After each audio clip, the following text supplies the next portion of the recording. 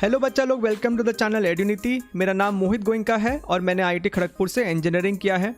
आज हम लोग डिस्कस करने जा रहे हैं रे ऑप्टिक्स के टॉप 15 क्वेश्चंस, टॉप 15 क्वेश्चंस जो कि आपको प्रीवियस ईयर क्वेश्चंस है। ये सवाल जेईई मेन 2019 के हैं, कुछ पुराने एडवांस के भी सवाल है, लेकिन ये सारे के सारे सवाल हाईली रेलिवेंट है for your upcoming JEE main exams. ठीक है, और इसके अलावा हमने मोर देन 90% टॉपिक्स कवर कर दिया है रिगार्डिंग योर PYQs। वो सारे के सारे अपलोडेड है, लिंक डिस्क्रिप्शन बॉक्स में नीचे आ रहा होगा और ऊपर भी आ रहा है। Okay, so please go check them out and you must do it before your JEE main exams. ठीक है, तो चलिए स्टार्ट करते हैं आज का सेशन को।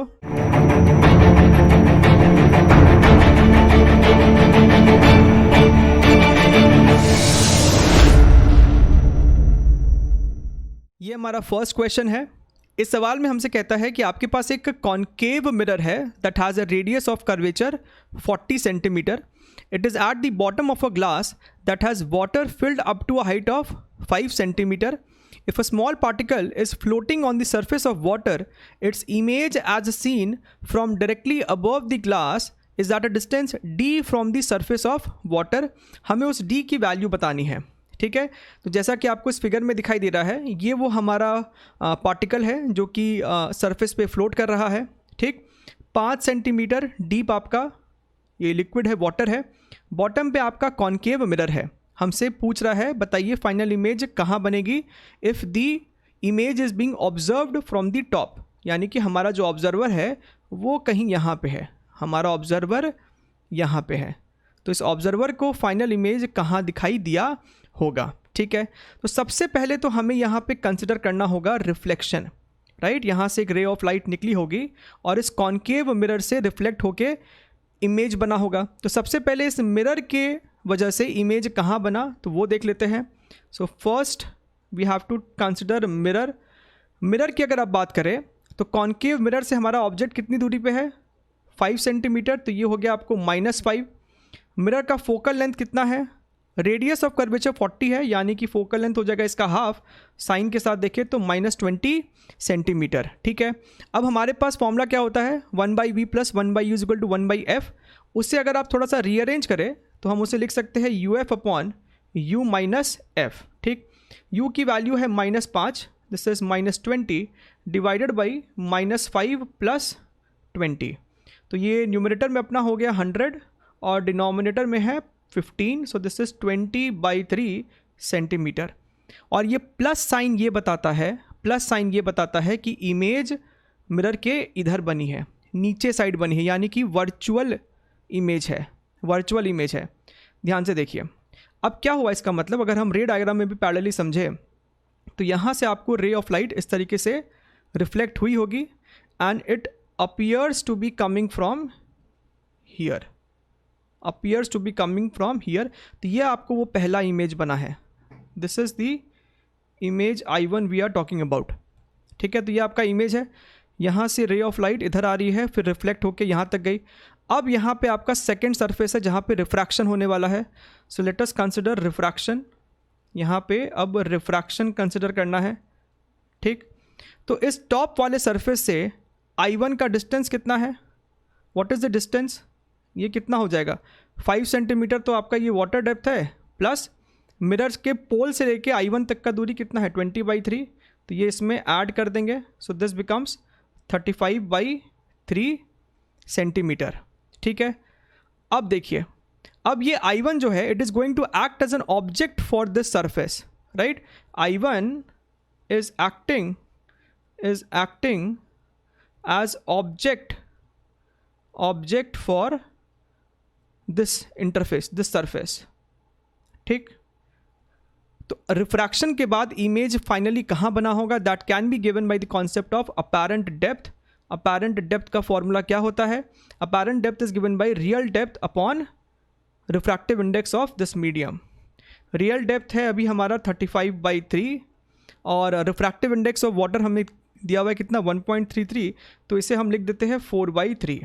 तो यहाँ से 3 कैंसिल हो जाएगा, this is 35/4 which is how much, 4 8 32, 3 we have 4 7, right. So approximately 8.7 centimetre from the top and this is matching up with closest answer जो है वो 8.8 है. हमने 4/3 लिया, 1.33 लेते अगर तो शायद एग्जैक्टली 8.8 आ जाता. ठीक है, तो इस तरीके से हमने आंसर तो निकाल दिया. अगर इस डायग्राम को कंप्लीट करें तो आप यहाँ से देखिए ये रे बेंड हुई होगी कुछ इस तरीके से. Ray must have bend, denser से रेयर में जा रही है, राइट. तो इसे हम फिर से पीछे की तरफ एक्सटेंड करेंगे और हमारा फाइनल इमेज जो हमने I2 यहाँ पे दिखाया है बना के, this I2 is formed over here, this is your final image I2. तो दोनों फिगर समझ में आना चाहिए, कैलकुलेशन वाइज भी और रे डायग्राम वाइज भी, राइट. 2019 मेन का ही सवाल था ये. ठीक, चलिए आगे बढ़ते सवाल को लेके. Next question, question number 2. ये भी एक अच्छा सवाल 2019 मेंस का ही सवाल है. A point source of light S is placed at a distance capital L in front of the center of plane mirror width D which is hanging vertically on the wall. ठीक, तो ये आपके पास वो source of light है, ये आपका mirror है. Mirror का जो लेंथ है वो हमें दे रखा है यहाँ पे D. ठीक है, और ये जो सोर्स ऑफ लाइट है वो मिरर के मिड पॉइंट पे रखा हुआ है. ठीक, कितनी दूरी पे रखा गया वो भी हमें दिया है कैपिटल L, और मिरर और इस पाथ के बीच का जो दूरी है वो है आपको 12, यहाँ दिया है ना 12 डिस्टेंस है. ठीक, अब इस पाथ पे एक इंसान, एक आदमी वॉक कर रहा है, या इस पाथ पे एक आदमी जो है ऊपर नीचे वॉक कर रहा है. तो हमसे सवाल में क्या पूछा गया है, the distance over which the man can see the image of light in the mirror is how much. बात को समझिए, लेट अस सी. अच्छा, ध्यान से देखिए, ये जो सोर्स ऑफ लाइट है, इंसान को इमेज कब दिखाई देगा, जब सोर्स ऑफ लाइट से लाइट मिरर से रिफ्लेक्ट होने के बाद इंसान के आँख में एंटर करे, राइट. तो हम दो एक्सट्रीम केसेस ले सकते हैं. एक मिरर का ये एंड, यहाँ से रे ऑफ लाइट रिफ्लेक्ट होके लेट अस से कुछ यहाँ पहुँची, तो आदमी को इस सोर्स ऑफ लाइट का इमेज यहाँ दिखाई दिया. सही बात है, यहाँ पे उसे इमेज दिखाई दिया. अच्छा, सिमिलरली हम नीचे वाला एक्सट्रीम भी ले सकते थे, यहाँ से रिफ्लेक्ट होके इस तरीके से, एंड इमेज तो सेम जगह ही बनेगा, राइट. ऐसा तो है नहीं कि इमेज किसी और जगह बन जाएगा, इमेज बना वही जगह. ठीक है, तो हमसे पूछा क्या है, हमसे ये टोटल लेंथ पूछ रहा है. ये वो आपका लेंथ है जिस पे उसको इमेज दिखाई देगा, अगर रे ऑफ लाइट यहाँ से टकराती है तो देखिए इसी रीजन में फॉल करेगी, यहाँ से टकराती है, राइट, तो इस एक्सट्रीम के बीच में ही लाई करेगी. ठीक है, तो हमारा टारगेट है ये पता कर लेना व्हाट इज़ दिस लेंथ. इस पॉइंट को A बोल देते हैं, इसे B बोल देते हैं, इसे C बोल देते हैं. तो हमें AC निकालना है, तो क्यों ना सिर्फ AB निकाल दे और फिर उसको ट्वाइस कर देंगे, राइट. हमारा उससे भी काम बन जाएगा. अब आप ध्यान से देखिए, ये वाला लेंथ कितना है, ये वाला लेंथ आपका कैपिटल L है. ठीक है, अच्छा, एक छोटा सा कंस्ट्रक्शन कर देते हैं. ध्यान से देखिए, let us do a very small construction. इस तरीके से हमने यहाँ पे दो ट्राइंगल बना दिया. ये आपका सोर्स था, इसे हमने S बोल दिया. ठीक है, ये वाला पॉइंट आपका E ले लेते हैं, ये आपका F ले लेते हैं. ठीक, आप ध्यान से देखिए तो triangle AEF and triangle CFG are similar triangles. आपको दिख रहा है क्या, triangle AEF is similar to triangle SGF. क्यों भाई, क्योंकि ये एंगल बराबर है, ये एंगल 90 डिग्री है, तो दोनों ट्राइंगल आपका सिमिलर है. तो साइड्स आपके प्रोपोर्शनल में होते हैं, यानी कि हम कह सकते हैं that is SG. And what is this SG, this is D/2. Mirror का कंप्लीट लेंथ आपका D था, तो ये आपका D/2 हो गया. ठीक है, अच्छा, what is FG is your L. तो हम कह सकते हैं यहाँ से that D/2 upon L is equal to, ये छोटे ट्राइंगल में हमने बोला D/2 अपॉन L, तो इस बड़े ट्राइंगल में क्या बोलेंगे, AE अपॉन FE. AE को क्या बोल दे, मान लेते हैं कि वो X है, तो ये हो गया आपको X upon FE is how much, 12. तो ये आपको हो गया 12. यहाँ पे ध्यान से देखिए, L और L आपका कैंसिल हो जाएगा, तो X आपका कितना आ रहा है, X is coming out to be D. तो AE हमारा D हो गया. ठीक है, AE हमारा D हो गया. उसी तरीके से जब आप यहाँ पे भी एक कंस्ट्रक्शन करते, राइट, इसे let us call this as H, right. तो AE अगर हमारा D है तो आपको दिखना चाहिए कि HC भी आपका D ही होगा, और EH तो मिरर के लेंथ के बराबर ही है, EH तो आपका D है ही, यानी कि जो टोटल लेंथ है दैट इज तीनों का summation that is 3D। So 3D is your final result. ठीक है, चलिए आगे बढ़ते हैं। Next question, question number 3। इस सवाल में हमसे कहता है the plane mirrors M1 and M2 are inclined to each other such that ray of light incident on M1, ये आपका M1 मिरर है, incident on M1 and parallel to the mirror M2 is reflected from mirror M2 parallel to the mirror M1। ध्यान से देखिए diagram इसका कैसा बनेगा। एक रे ऑफ लाइट आ रही है जो कि M2 मिरर के पैरेलल है, M2 मिरर के पैरेलल है, यहाँ से रिफ्लेक्ट होती है, यहाँ से रिफ्लेक्ट हुई, और फिर M2 से रिफ्लेक्ट होने के बाद it becomes parallel to M1 mirror, it becomes parallel to M1 mirror. हमसे पूछ रहा है the angle between the two mirrors, बताइए ये एंगल थीटा कितना है। ठीक है, अब देखिए यहाँ से ध्यान से, यहाँ पे भी एक नॉर्मल बना देते हैं। अच्छा, अब आप ध्यान से देखिए ये वाली ग्रीन लाइन और ये मिरर पैरेलल है, यानी कि अगर ये एंगल थीटा है तो ये एंगल भी थीटा होगा, राइट, कॉरस्पॉन्डिंग एंगल्स। अच्छा, अगर ये एंगल थीटा है तो ये एंगल कितना हो जाएगा, 90 माइनस थीटा, राइट।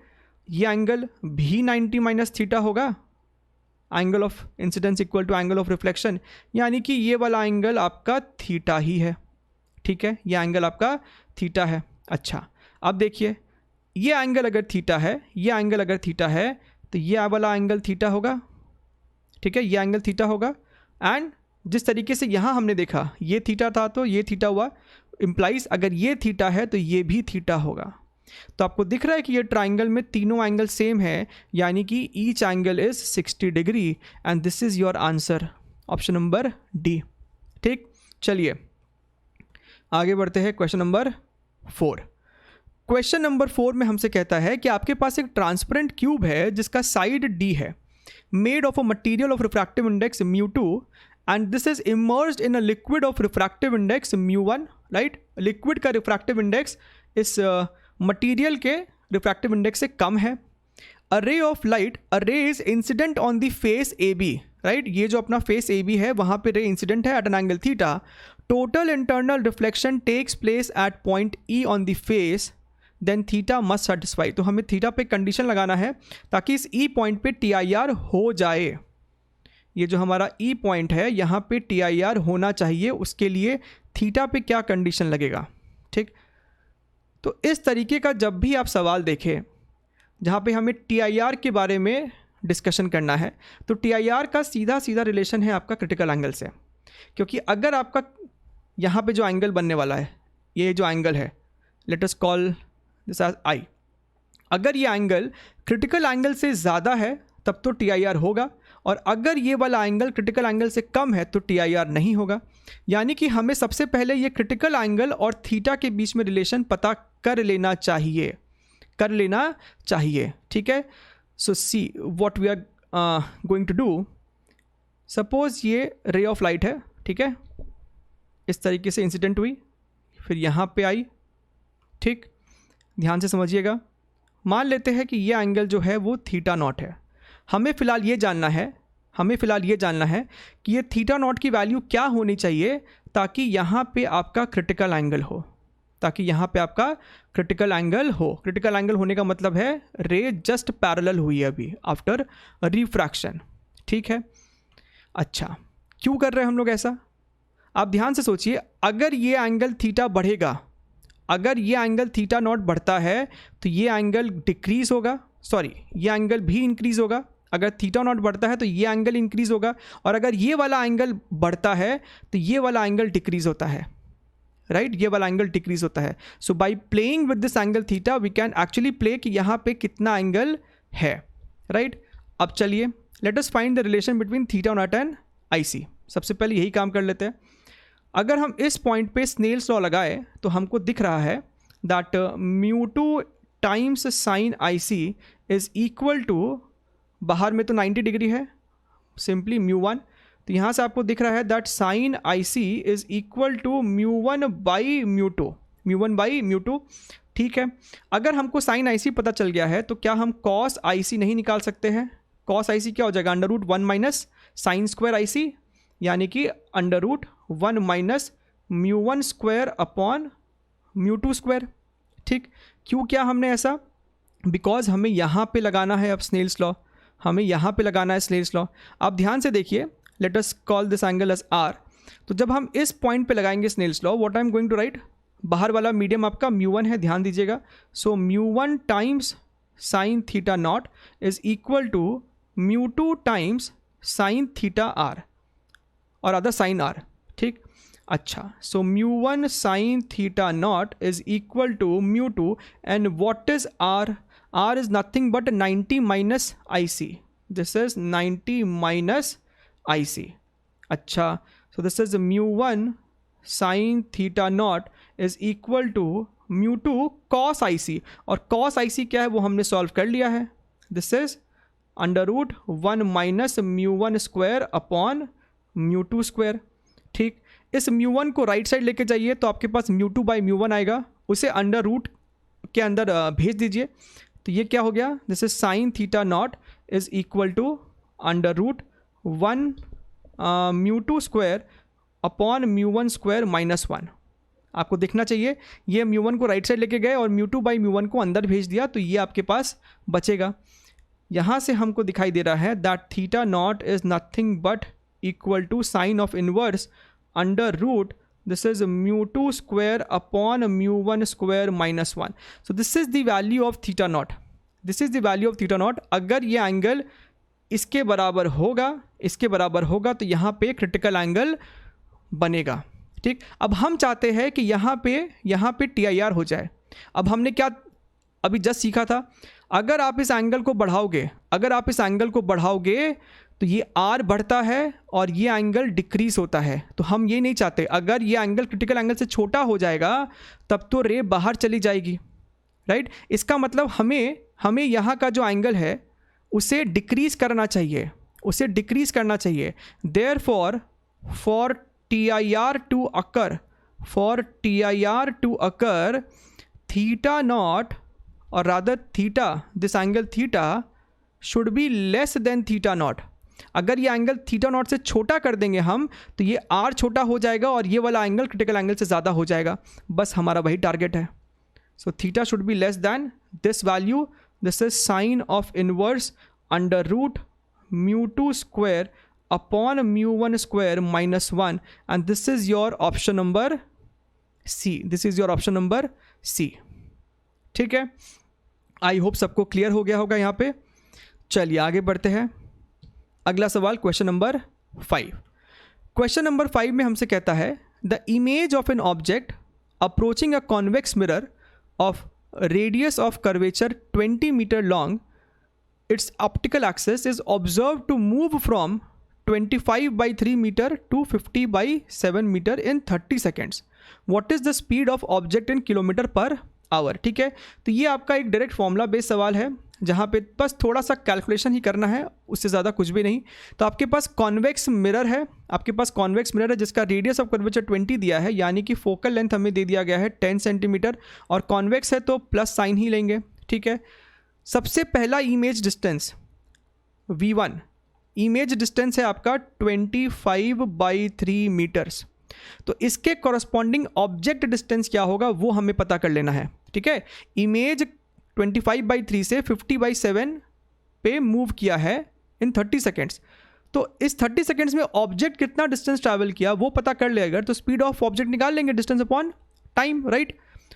तो अपना V1 25/3 है, तो इसके कॉरस्पॉन्डिंग हमें निकालना है U1।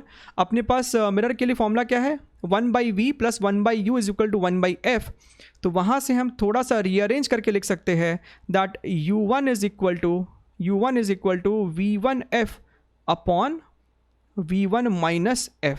ठीक है, अब आप ध्यान से देखिए, ये आपको U1 है, V1 की वैल्यू है 25/3, F 10 है, right, upon that is 25/3 minus 10। ठीक, ये कितना हो जाएगा, दिस इज 250 डिवाइडेड बाई 3, ये ऊपर जाएगा आपको -30 which becomes -5/3, this is -5/3, 3 cancel हो गया और ये आपको आ जाएगा -50। ठीक, तो एक पोजीशन तो हमको मिला, एक पोजीशन तो मिला। और दूसरा निकाल लेते हैं अब U2 यानी कि V2F upon V2 minus F। V2 क्या है 50/7, सो this is 50/7 times 10 upon 50/7 minus 10, तो ये आपको हो जाएगा 500/7 डिवाइडेड बाई ये -70 विच बिकम्स -20/7, ये आपको आ जाएगा कितना -25 सेंटीमीटर, -25 सेंटीमीटर। ठीक है, नेगेटिव साइन है, कहने का मतलब मिरर के लेफ्ट साइड है। ठीक है, मिरर के आपके लेफ्ट साइड है। अब आप ध्यान से समझिए इस बात को, ये आपको कॉन्वेक्स मिरर था आपका।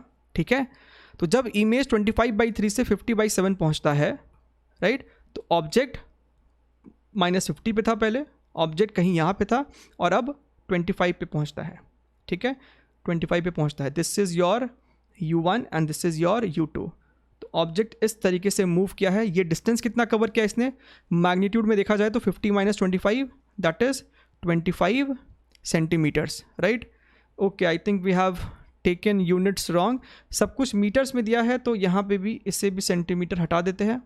ठीक है, okay, now you are cool. So this is 25 metres, displacement इसका 25 मीटर है, तो हम स्पीड क्या बोलेंगे, speed is distance upon time, right. लेकिन ये आपको आया मीटर्स पर सेकेंड में, हमें आंसर चाहिए किलोमीटर पर आवर में, यानी कि इसे 18/5 से डिवाइड कर देंगे। सो दिस बिकम्स 5 और कुछ कैंसिल हो रहा है, दिस इज 3 6, ये आपको 10, तो this is coming out to be 3 kilometre per hour. और ये एक इंटीजर टाइप सवाल था तो इसका आंसर हो जाएगा आपको सिंपली 3। ठीक है, सो गुड क्वेश्चन, बहुत ज़्यादा डिफिकल्ट भी नहीं है लेकिन थोड़ा बहुत कैलकुलेशन है इसके अंदर।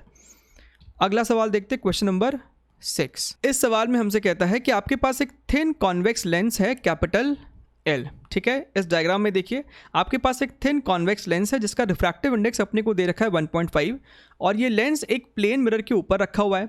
ठीक है, मिरर से कुछ 18 सेंटीमीटर की दूरी पे, 18 सेंटीमीटर पे आपके पास एक पिन है, राइट। इस पॉइंट को हमने A बोला है। ठीक, फाइनली इस पिन का जो इमेज बनता है वो ऑब्जेक्ट के साथ कोइंसाइड किया है, राइट, इमेज यहीं पे ही बना है। इस इंफॉर्मेशन से हम बहुत कुछ कंक्लूड कर सकते हैं। हम क्या कंक्लूड कर सकते हैं, इमेज अगर यहीं पे बना है इसका मतलब ये है कि after refraction from the lens, lens से रिफ्रैक्शन होने के बाद रे 100% प्रिंसिपल एक्सिस के पैरेलल हुई होगी, कुछ इस तरीके से, यानी कि रे मिरर पे 90 डिग्री पे इंसिडेंट हुई है, क्योंकि अगर 90 डिग्री पे इंसिडेंट होगी तभी रे अपना पाथ रिट्रेस करते हुए फाइनली इमेज वहीं पे बनाएगी जहाँ पे ऑब्जेक्ट था। बात क्लियर है कि क्यों ऐसा हम अज्यूम कर रहे हैं, क्यों हम लोग ऐसा कंक्लूड कर रहे हैं, राइट। रे मिरर पे 90 डिग्री पे इंसिडेंट होनी चाहिए ताकि वो आफ्टर रिफ्लेक्शन अपना पाथ रिट्रेस करे और इमेज वहीं बने जहाँ पे आपका ऑब्जेक्ट है। ठीक है, now what do you mean by that ray after refraction from the lens becomes parallel. ये तो तभी होता है ना जब आपका ऑब्जेक्ट लेंस के फोकस पे रखा हो। ये आपका अगर फोकस है तो यहाँ से जब रे ऑफ लाइट निकलती है after refraction it becomes parallel to the principal axis. तो कहीं ना कहीं हमें ये बता दिया गया है what is the focal length of this lens and this is nothing but 18 centimetre. ठीक है, तो पहले इंफॉर्मेशन से हमें ये चीज़ पता चलती है। तो लेंस का फोकल लेंथ हम f1 मान लेते हैं, तो हम यहाँ पे कह सकते हैं that f1 is nothing but 18 centimetre. ठीक है, अब हमारे पास एक फॉर्मूला होता है फोकल लेंथ का, that is 1/f1 is equal to mu minus 1/r1 minus 1/r2। अब आप ध्यान से देखिए अगर, तो यहाँ पे हम लिखेंगे 1/18, म्यू की वैल्यू कितनी है 1.5, जिससे हम लिख सकते हैं यहाँ पे 3/2 minus 1, right. This is 1/r, right, 1/r, ये भी r है और ये भी r है। ठीक है, सवाल में कुछ भी क्लियरली नहीं मेंशन है तो हम दोनों को r ही लेके चल रहे हैं। ये भी r है, राइट, सो माइनस, और r2 का साइन माइनस आर होगा, सो माइनस माइनस प्लस ये हो जाएगा आपको 1/r. So this is nothing but 1/18 is equal to 1/2 multiplied by 2/r, and from here I can say that r is 18 centimetre. तो पहले 3 line से हमने यहाँ तक चीज़ें कंक्लूड की है, हमने सॉल्व करा. अब हमसे सवाल में कहता है when a liquid of refractive index mu L is put between the lens and mirror. ये मिरर और लेंस के बीच में हमने यहाँ पे एक लिक्विड डाल दिया है. ठीक है, दिख रहा है ना, हमने यहाँ पे एक लिक्विड डाल दिया है. ठीक है, बढ़िया एकदम. Now the pin has to be moved to A dash such that OA dash is 27 centimeter to get its inverted real image at A dash itself. ठीक है, यहाँ पे लिक्विड डालने के बाद हमें इस पिन को थोड़ा और ऊपर शिफ्ट करना पड़ा at this location which is being called as A dash, right. और इस A dash का अब यहाँ से जो दूरी है दैट इज़ 27 सेंटीमीटर. 27 सेंटीमीटर. इसका मतलब ये है कि इस कॉन्वेक्स लेंस और ये जो ब्लू कलर की आपको चीज़ दिखाई दे रही है, this is basically your which kind of lens. हम इसे कौन सा लेंस बोलेंगे, सोचिए, प्लेनो कॉन्केव. सो बेसिकली अब आपके पास 2 लेंस का कॉम्बिनेशन है, एक है कॉन्वेक्स लेंस और एक है आपका प्लेनो कॉन्केव लेंस. ठीक है, तो इस प्लेनो कॉन्केव लेंस का फोकल लेंथ हम मान लेते हैं f2 है. ठीक है, तो आपको क्या ये बात समझ में आ रहा है कि इन दोनों का जो इक्विवेलेंट फोकल लेंथ है वही होगा 27. तो क्या हम ये कह सकते हैं that 1/27 is equal to 1/f1 plus 1/f2, right. 1/27 is equal to f1 की वैल्यू कितनी है, 18 है. So this is 1/18 plus 1/f2. तो यहाँ से 1/f2 कितना आ जाएगा, ये 1/18 को उस तरफ ले चलते हैं, right. So this is denominator में अपने 54 LCM ले सकते हैं. This is 2 - 3. तो यहाँ से हमको दिख रहा है 1/f2 is nothing but minus 1/54. ठीक है, कैलकुलेशन मेरे ख्याल से सही है ना, 18 गया 54. ठीक, तो ये आपका आ गया 1/f2, राइट. हमसे म्यूएल पूछ रहा है, हमसे इसका रिफ्रैक्टिव इंडेक्स पूछ रहा है, तो निकाल सकते हैं ना. फॉर्मूला क्या है 1/f2 के लिए, minus 1/54 is equal to mu L -1 bracket. सबसे पहले इसका लिखेंगे रेडियस ऑफ कर्वेचर और वो एक नेगेटिव साइन आएगा, सो -1/18. और नीचे वाला प्लेनर सरफेस है जिसका r इन्फिनिटी होगा, तो ये बस इतना ही हो गया.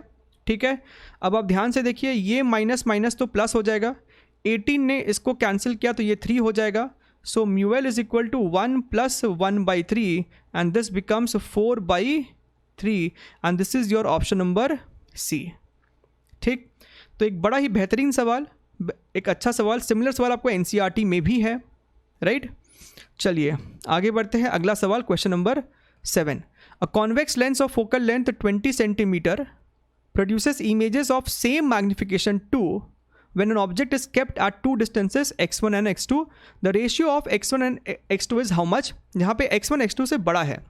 ठीक है, तो ये एक फेयरली सिंपल क्वेश्चन है, लेकिन आपको कॉन्सेप्ट और फॉर्मूला पता होना चाहिए. सबसे पहली बात, कॉन्वेक्स लेंस के लिए जो मैग्निफिकेशन का फॉर्मूला होता है that is given bye v/u. ठीक है, लेकिन हम यहाँ पे थोड़ा सा इसको चेंज करेंगे.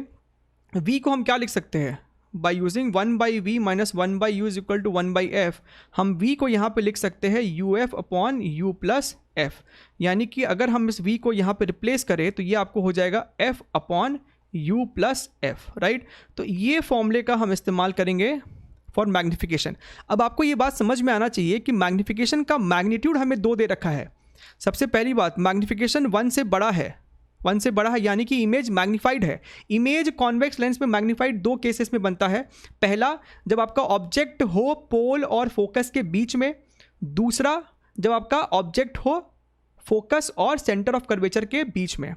जब वो पोल और फोकस के बीच में होता है तो आपको वर्चुअल इरेक्ट इमेज बनता है, यानी कि मैग्निफिकेशन उस समय पॉजिटिव होता है. तो इसीलिए आपको यहाँ पे थोड़ा सा सावधानी रखना है. m एक बार +2 होगा, यानी कि इसमें आपको वर्चुअल इमेज बना था, और m एक बार आपको -2 होगा, यानी कि यहाँ पे आपको एक रियल इमेज बना था जब आपका ऑब्जेक्ट फोकस और सेंटर ऑफ कर्वेचर के बीच में था. ठीक है, अब आप लगाइए फॉर्मूला। जब आप -2 की बात कर रहे हैं, so -2 is equal to f की वैल्यू 20 अपॉन u प्लस 20, ठीक है। तो यहाँ से ध्यान से देखिए, this becomes -10, so u plus 20 is equal to -10, यानी कि u की वैल्यू हो गई -30 सेंटीमीटर, ठीक है। और अगर +2 है, so 2 is equal to 20 upon u plus 20, और यहाँ से u की वैल्यू आ जाएगी -10 सेंटीमीटर। तो आपको ये बात समझ में आ ही रहा होगा, राइट। मैग्नीट्यूड की अगर बात करें, so x1 is equal to 30 and x2 is equal to 10, यानी कि x1 is to x2 is equal to 3:1। So option number D is the correct answer, ठीक है। चलिए आगे बढ़ते हैं। अगला सवाल क्वेश्चन नंबर 8। क्वेश्चन नंबर 8 में क्या है, what is the position and nature of image formed by lens combination shown in the figure. तो आपके पास ये लेंस कॉम्बिनेशन है, convex lens focal length 5 centimetre, concave lens focal length -5 centimetre, दोनों के बीच का सेपरेशन है 2 सेंटीमीटर। ऑब्जेक्ट कॉन्वेक्स लेंस से 20 centimetre की दूरी पे रखा गया है। हमसे पूछ रहा है final location of the image, right. And with respect to point B के रेस्पेक्ट में फाइनल इमेज कहाँ बना है, रियल है कि वर्चुअल है, उसके ऊपर भी कमेंट करना है, ठीक है। सबसे पहले आपका कॉन्वेक्स लेंस के साथ रिफ्रैक्शन होगा। तो कॉन्वेक्स लेंस की अगर बात करें तो यू हो गया आपको -20 सेंटीमीटर और फोकल लेंथ आपको हो गया है 5 सेंटीमीटर। तो इमेज का फॉर्मूला क्या होगा, UF upon U plus F। तो U की वैल्यू है -20, this is 5, -20 plus 5, so this is -100 divided by -15, that is 20/3 centimetre, 20/3 centimetre. इसका अगर रे डायग्राम देखिए तो ध्यान से देखिएगा, यहाँ से जब रिफ्रैक्शन हो रहा है, राइट। सो रे यहाँ पे आपको जाके कन्वर्ज होती, ऑब्वियसली यहाँ पे कन्वर्ज हो नहीं पाई है क्योंकि आपको बीच में कॉनकेव लेंस भी आ गया है। This is the location of I1, ये है वो आपको I1 जो हमने अभी कैलकुलेट किया है। This I1 is 20/3 with respect to point A से इसका दूरी है 20/3, तो इस कॉन्वेक्स लेंस से, इस कॉनकेव लेंस से इसकी दूरी कितनी हो जाएगी, हाउ मच, 20/3 -2, समझिए ध्यान से, ये डिस्टेंस हमने निकाला है 20/3, ठीक है। तो कॉनकेव लेंस से अगर हमें इसकी दूरी चाहिए, so this becomes 20/3 -2 which is 14/3 centimetre, ठीक है, 14/3 सेंटीमीटर। अब ये I1 is going to act as an object for this concave lens, तो अब अपना U कॉनकेव लेंस के लिए हो जाएगा राइट साइड है, राइट, वर्चुअल ऑब्जेक्ट है, इसका मतलब दिस इज 14/3 सेंटीमीटर, और F की वैल्यू हमें दे रखी है -5। तो हम अब फाइनल लोकेशन ऑफ इमेज निकाल सकते हैं यही फॉर्मूला का इस्तेमाल करके। सो सिंपली फॉर्मूला पुट करते हैं, 14/3 multiplied by -5 whole divided by 14/3 -5, right. ये कितना हो जाएगा, ध्यान से देखिए, ऊपर में है आपके पास -70/3 डिवाइडेड बाई, ये आपको हो जाएगा कितना, -1/3, सो this is nothing but 70 centimetre. तो +70 आ रहा है, यानी कि यहाँ से जब रिफ्रैक्शन हुआ है तो रे थोड़ी सी डाइवर्ज होते हुए कहीं दूर जाके एक्सिस से मिली है, ठीक है। तो ये हो गया आपको फाइनल रे डायग्राम, और ये हो गया फाइनल लोकेशन ऑफ इमेज, और ये इमेज की लोकेशन B पॉइंट से ही निकाली गई है।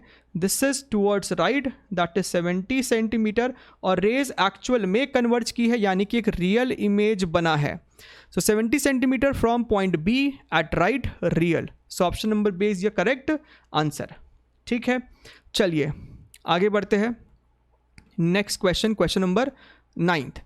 क्वेश्चन नंबर 9 में हमसे कहता है कि आपके पास एक प्लेनो कॉन्वेक्स लेंस है of refractive index μ1 and focal length f1. It is kept in contact with another plano concave lens of refractive index μ2 and focal length f2. ठीक है, radius of curvature of the spherical faces is capital R each, और हमें relation दिया है that f1 is equal to 2 times f2.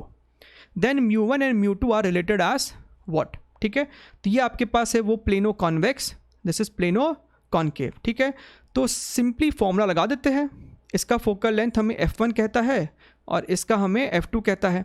तो हम ये f1 का लिखते हैं पहले, so 1/f1 is equal to μ1 - 1 divided by, इसका रेडियस ऑफ कर्वेचर इन्फिनिटी है, सो 1/∞ माइनस 1/, इसका नेगेटिव लेंगे, सो दिस इज -r। तो यहाँ से हम 1/f1 लिख सकते हैं μ1 - 1 1/r, ठीक है। यानी कि हम f1 को सिंपली बोल सकते हैं r/μ1 - 1, ठीक। अब बात करते हैं f2 की। तो f2 के लिए क्या लिखेंगे, f2 के लिए हम लिख सकते हैं 1/f2 इज इक्वल टू μ2 - 1, फिर से एक प्लेनर सरफेस है, सो 1/∞ माइनस इसका पॉजिटिव ही होगा, सो सिंपली दिस। तो यहाँ से आपको दिख रहा है 1/f2 is equal to μ2 - 1, this is -1/r, right. तो यहाँ से हमको f2 आ जाएगा -r/μ2 - 1, इक्वेशन नंबर 2, ठीक है। लेकिन जब हमें कंडीशन देता है that f1 is equal to 2f2, obviously ये मैग्नीट्यूड्स है, ये दोनों मैग्नीट्यूड्स है, राइट।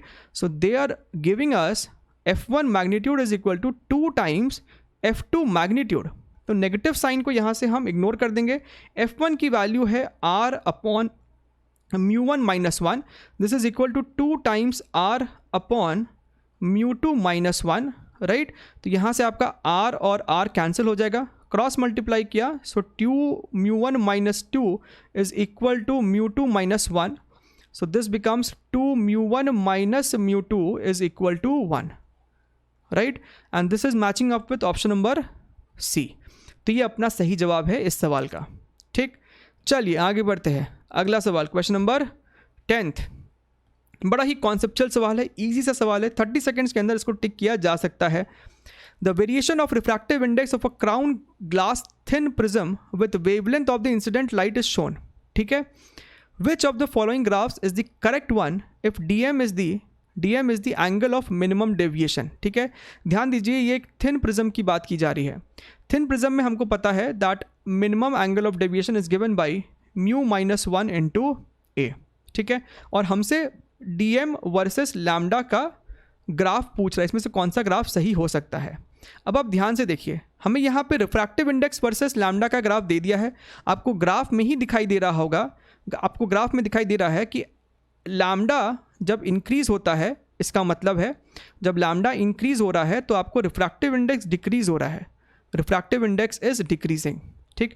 और अगर रिफ्रैक्टिव इंडेक्स डिक्रीज़ होगा, आज इस फॉर्मूले में यहाँ पे म्यू ही आपका रिफ्रैक्टिव इंडेक्स है, अगर रिफ्रैक्टिव इंडेक्स आपका डिक्रीज़ होगा मतलब आपका मिनिमम एंगल ऑफ डेविएशन भी डिक्रीज़ होगा, मिनिमम एंगल ऑफ डेविएशन भी डिक्रीज़ होगा। तो हमें यहाँ से रिलेशन आ गया लैम्डा और DM के बारे में। तो हम कह सकते हैं कि अगर लैम्डा बढ़ेगा मतलब DM घटेगा, DM घटेगा, and this is happening in graph C। So this is the correct answer, this is the correct answer, ठीक है।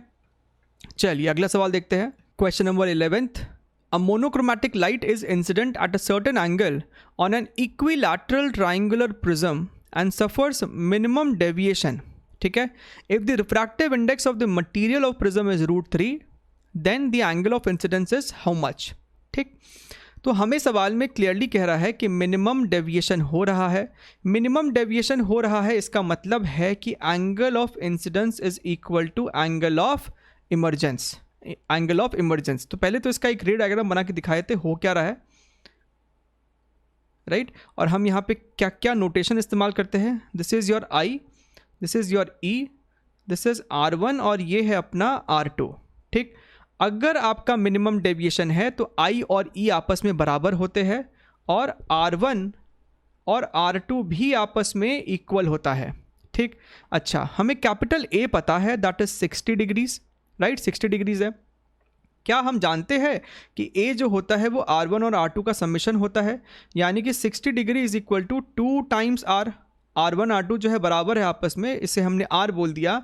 तो आपको दिख रहा है R की वैल्यू है 30 डिग्रीज, 30 डिग्रीज, यानी कि आपको ये पता चल गया है that this angle is 30 degree. तो क्या I नहीं निकल जाएगा यहाँ पे स्नेल्स लॉ लगा के, तो लगाइए 1 इंटू साइन आई, यहाँ का रिफ्रैक्टिव इंडेक्स एयर का 1 है, this is equal to sine 30 degree, sine 30 degree times refractive index of the prism that is √3, that is √3। तो यहाँ से आपको दिख रहा है sine i is equal to sine 30 कितना होता है 1/2, सो दिस इज √3/2, यानी कि angle of incidence is 60 degrees and this is the right answer, option number C.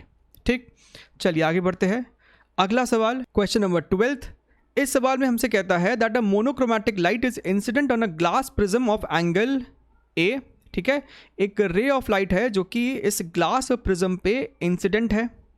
ठीक है, अच्छा, फिर हमसे कहता है if the refractive index of the material of the prism is mu, a ray incident at an angle theta on the face AB would get transmitted through the face AC of the prism provided। हमें theta पे condition बतानी है।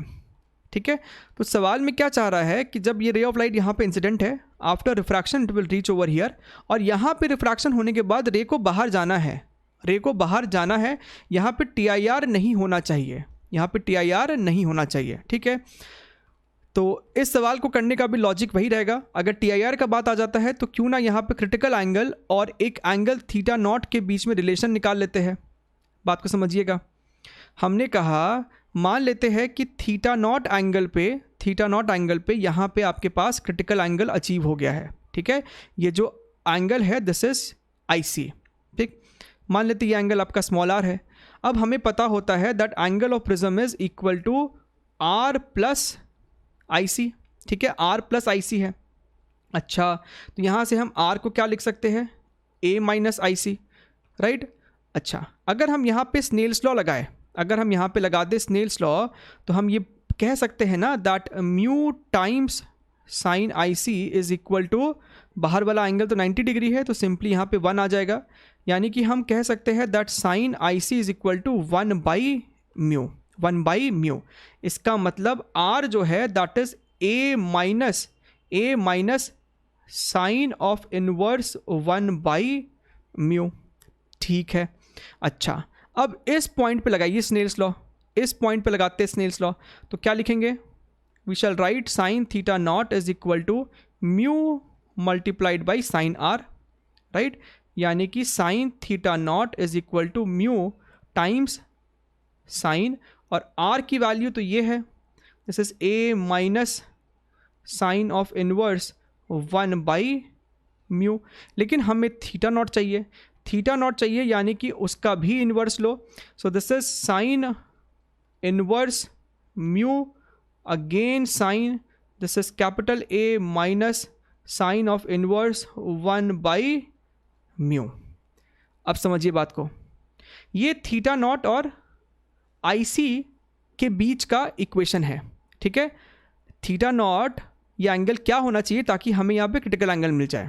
ठीक, अगर हम यहाँ वाला angle को, अगर यहाँ वाले एंगल को हम इंक्रीज़ करते हैं, अगर इस वाले एंगल को हम इंक्रीज़ करते हैं तो R की वैल्यू इंक्रीज़ होगी, और अगर R की वैल्यू इंक्रीज़ होगी तो ये वाला एंगल जो है वो डिक्रीज़ होगा, because R plus IC is a constant which is capital A। तो अगर हमने R को बढ़ाया तो ये वाली एंगल जो है वो डिक्रीज़ होगी, और अगर ये वाला एंगल क्रिटिकल एंगल से छोटा हो गया तो TIR किसी कीमत पे नहीं होगा, रे बाहर चली जाएगी, right. Therefore condition for no TIR at the face AC, right, no TIR at face AC, that is going to be that theta, यहाँ पे जो एंगल ऑफ इंसिडेंस होगा that theta should be more than theta naught। अगर ऐसा हो गया तो ये वाला एंगल जो है वो क्रिटिकल एंगल से छोटा होगा और यहाँ पे आपको TIR नहीं होगा। सो हमारा आंसर होगा theta should be more than this entire thing, and this is matching up with option number D है ना, हाँ, so D is the correct answer. ठीक है, आई होप सबको सब कुछ समझ में आया है, ये पूरा चीज़ यहाँ पे लिखा जाएगा। ठीक, चलिए आगे बढ़ते हैं। क्वेश्चन 13, इस सवाल में हमसे कहता है a monochromatic beam of light is incident at an angle 60 degree on one face of an equilateral triangle. ठीक है, इक्विलैटरल प्रिज्म में बेसिकली है, इसका मतलब ये वाला एंगल हमें 60 डिग्री दे रखा है। ठीक है, अच्छा, and emerges from the opposite face making an angle theta. ये थीटा एंगल दे रखा है। For n is equal to √3 the value of theta is 60 degree and d theta by d n is equal to m। वाह, तो हमें इस वाले चीज़ पे फोकस करना है। हमें सवाल में बेसिकली सॉल्व करना है what is differentiation of theta with respect to n। हमें d theta by d n निकालना है, और अगर आपको किसी चीज़ को डिफरेंशिएट करना है तो पहले तो वो फंक्शन पता कर लीजिए, what is theta as a function of n। ठीक है, चलिए सबसे पहले वही काम करते हैं। अगर हम इस पॉइंट की बात करें तो 60 डिग्री आपका एंगल ऑफ इंसिडेंस है। मान लेते हैं ये आपका एंगल R1 है, this angle is your R2। तो अगर हम इस पॉइंट पे स्नेल्स लॉ लगाए, सबसे पहले वाले पॉइंट पे लगाए स्नेल्स लॉ, तो हम लिख सकते हैं that sine 60 degree is equal to refractive index times sine R1। ठीक, तो यहाँ से आपको दिखना चाहिए कि sine R1 is equal to sine 60 degree by small n, और साइन 60 डिग्री क्या है, √3/2, सो दिस इज √3/2n। अच्छा, ओके, अच्छा, अब बात करते हैं इस पॉइंट के स्नेल्स लॉ की, इस पॉइंट के। तो यहाँ हम बोलेंगे n times sine R2 is equal to sine theta multiplied by 1, यानी कि साइन थीटा को हम लिख सकते हैं n multiplied by sine R2। And what is R2? R2 is nothing but 60 degree minus R1। पता है ना, कैपिटल A यानी कि angle of prism is equal to R1 plus R2। तो R2 को हम क्या लिख सकते हैं, इस R2 को हम लिख सकते हैं 60 डिग्री माइनस R1। ठीक, अच्छा, तो ये हो गया आपका sine theta is equal to n, इसे एक्सपैंड कर दो, साइन a माइनस बी का लगा दो फॉर्मूला। तो साइन 60 डिग्री कॉस R1 यानी कि √3/2 cos R1 minus 1/2 sign R1। Okay, अच्छा, तो ये कितना हो जाएगा, this is sine theta is equal to n √3/2 cos R1। आपको अगर साइन R1 पता है तो कॉस R1 नहीं निकाल लेंगे, this is going to be √1 minus sine square R1 which is 3/4n² minus 1/2, और साइन R1 फिर से पुट कर दिया, सो दिस बिकम्स √3/2n। राइट, अब क्या कीजिए, इस n को अंदर भेज दीजिए, इस n को अंदर भेज दीजिए, so this becomes sine theta is equal to, n को अंदर भेजा, so this is √3/2, under root के अंदर भेजो, ये वाला जो रूट है उसके अंदर इस n को भेजेंगे तो n² बन के अंदर जाएगा। सो रूट के अंदर क्या है, this is n² minus 3/4, right, minus, अब ये वाला n कैंसिल हो जाएगा, सो दिस इज √3/4। आ गया हमारे पास थीटा और n के बीच में रिलेशन, डिफ्रेंशिएट कर दीजिए। सो डिफ्रेंशिएट किया तो ये हो गया cos theta d theta by d n is equal to ये √3/2, तो एज इट इज़ रहेगा।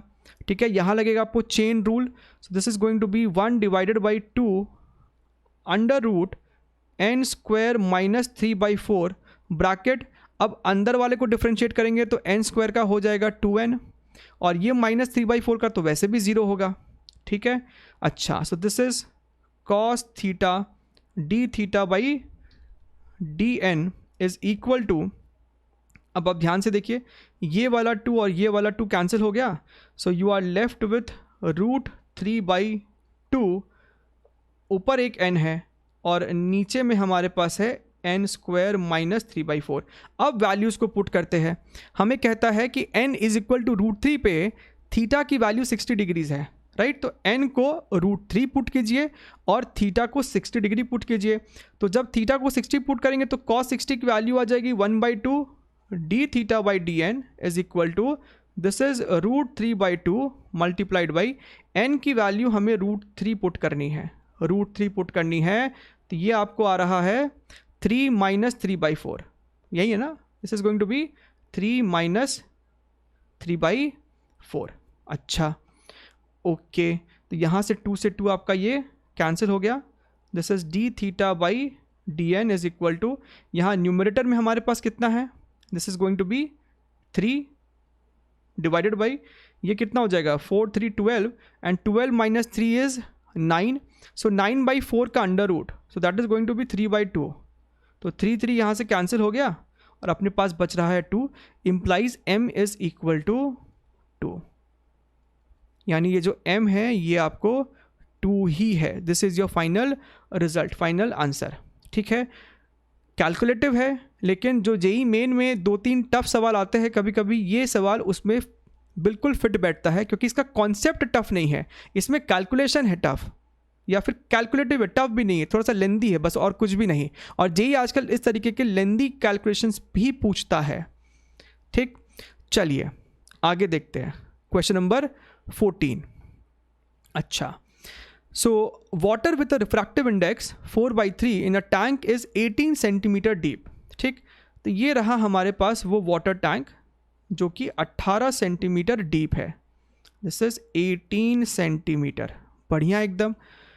Oil of refractive index 7/4 lies on water making a convex surface of radius 6 centimetre.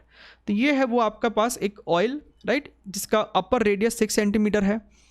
Consider oil to act as thin lens and object S is placed at 24 centimetre above the water surface.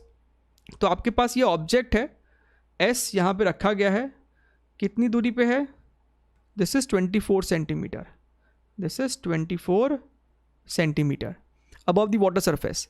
The location of its image is at x above the bottom of the tank, then x is how much? ठीक है, तो image इस tank के surface से कितनी height पे बना है वो हमसे वैल्यू पूछ रहा है, वो x की वैल्यू हमसे पूछ रहा है। तो यहाँ पे बेसिकली आपको 2 बार रिफ्रैक्शन होगा, तो आराम से पेशेंटली 2 बार रिफ्रैक्शन का इक्वेशन लिखिए, वैल्यूज को पुट कीजिए, आपका आंसर 100% आ जाएगा। भले ही एडवांस 2011 का है, लेकिन जेई मेन में आने लायक सवाल है, आपके कई कॉन्सेप्ट्स को ये क्लियर करता है, कैसे साइन लगाना है, कैसे फॉर्मूला को अप्लाई करना है। सबसे पहले आपका रिफ्रैक्शन होगा इस कर्व्ड सरफेस से, इस कर्व्ड सरफेस से। तो कर्व्ड सरफेस के लिए हम सबसे पहले लिखते हैं डेटास। फॉर्मूला कौन सा लगेगा? फॉर्मूला अपना लगने वाला है μ2/v minus μ1/u is equal to μ2 minus μ1/r। ठीक, वैल्यूज पुट करें। μ2 क्या होगा? इसका refractive index that is given by 7/4, तो ये आपको हो गया 7/4 इमेज डिस्टेंस माइनस μ1 एयर ही है यहाँ पे, सो 1/24 सेंटीमीटर की दूरी पे है, और नेगेटिव 24 पुट करेंगे तो ये आपको हो जाएगा -24 is equal to μ2 minus μ1 that is 7/4 minus 1 divided by r, और r को पुट करेंगे +6। ठीक है, तो ये कितना हो गया? This is 7/4v plus 1/24 is equal to 7/4 minus 1, ये कितना हो जाएगा आपको? 3/4, राइट, 3/4 और 3 और 6 कैंसिल हो जाएगा, तो ये आपको हो जाएगा 1/8, राइट। सो दिस बिकम्स अच्छा, यहाँ पे कुछ कैंसिल कर देते हैं, ये 4 6 से इसको कट किया, ये आपको 2 से कट हो गया, सो ये अपने पास बच रहा है 7/v is equal to 1/2 minus 1/6। तो यहाँ से आपको दिख रहा होगा 7/v इज इक्वल टू, यहाँ पे हम 6 अगर एलसीएम ले ले तो ये हो जाएगा 3 माइनस 1, यानी कि 2/6 विच इज़ 1/3। तो v की वैल्यू आ रही है +21 सेंटीमीटर। ठीक है, +21 सेंटीमीटर, ये आपको v का वैल्यू है।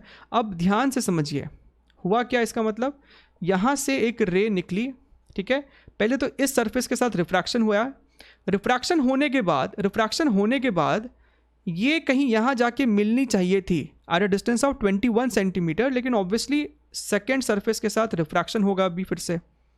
ठीक है, सो इसे हम इमेजिनरी लाइन से, डॉटेड लाइन से शो करते हुए यहाँ पे कुछ मीट करा देते हैं, and this distance is how much? ये डिस्टेंस हमारा है 21 सेंटीमीटर।